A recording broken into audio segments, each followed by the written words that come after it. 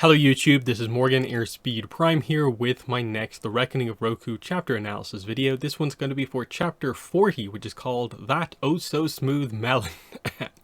But first of all, YouTube channel membership is enabled if you want to help support the channel, and subscribing also helps. So another quick chapter, but of course this is Malaya and Gyatso have just met up with Sozin and his group. So we get the initial kind of dynamic here, which is of course tension, because for Malaya it's meeting another group of outsiders, and especially with Sozin she really doesn't get a great sense of him. Gyatso already going into this chapter doesn't particularly like him, and now meeting him also doesn't get a great sense for him.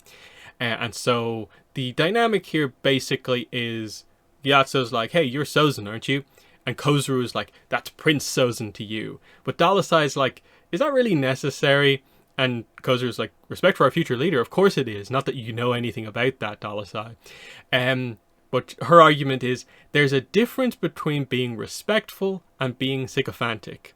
And of course, Kozuru, I guess the implication is, doesn't really know what that last word especially means.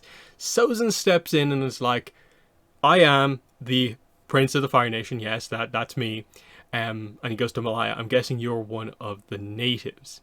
And then he turns to Gyatso and says, judging by your staff, your robes, and that oh-so-smooth melon, you're one of the Avatar's new little friends from the Southern Air Temple. And he's like, yeah, Gyatso, where is he? And they refuse to reveal the details of what has happened here. Kozuru gets angry, fire bends at the ground, Gyatso puts it out, and Sozin just tries to kind of get to the point here. To be honest, I fear our mutual friend might be in trouble. If you tell me where I can find him, we might even be able to catch up to those earthbenders who did this. And after everything is settled, I promise that Kozuru and Dalasai will help you clean up here. And so Malaya looks to Gyatso and he shakes his head like, no, don't do this. And as in, like, it's not about, a quest for revenge, but it's like, no, just don't do this. But she makes the decision here, I will take you, because she feels she has to get these three away from her clan just as much as anyone else. Gyatso steps up and is like, we will take you. And it's like, much appreciated. Let's not waste any time. And so those two get back onto Kilat and head with Sozin and everyone else down to the caves. And the idea is, are you sure this is a good idea? Of course not.